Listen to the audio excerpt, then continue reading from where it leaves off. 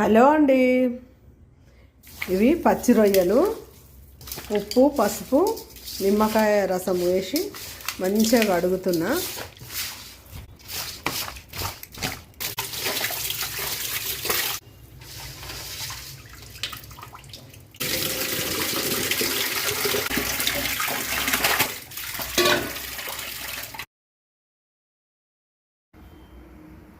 శుభ్రంగా కడుక్కున్న రొయ్యల్ని మంచిగా నీసు వాసన పోయేంత వరకు కడుక్కున్న వాటిని ఉప్పు పసుపు వేసేసి ఉడకబెడుతున్నా. ఈ రొయ్యల పచ్చడికి మసాలా ఫ్రెష్ అల్లం వెల్లిపాయ మిక్సీకేసి రొయ్యల్ని ఈ విధంగా మంచిగా డీప్ ఫ్రై చేసుకోవాలి.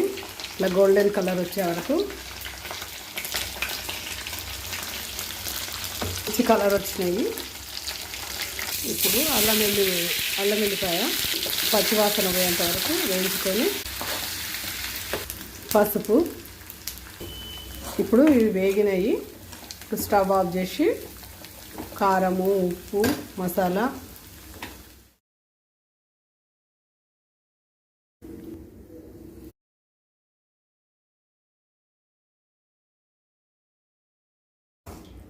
ఇప్పుడు ఈ రొయ్యలు అన్నేసి కలిపేసేసి ముక్కలన్నీ ఉప్పు కారం అన్నీ పట్టేసిన. ఇప్పుడు ఇది నిమ్మరసము 2 పెద్ద నిమ్మకాయలు. అంతే అండి, అయిపోయింది రొయ్యల పచ్చడి. మీకు నచ్చితే చేసుకోండి, లైక్ చేయండి, షేర్ చేయండి, సబ్స్క్రైబ్ చేయండి.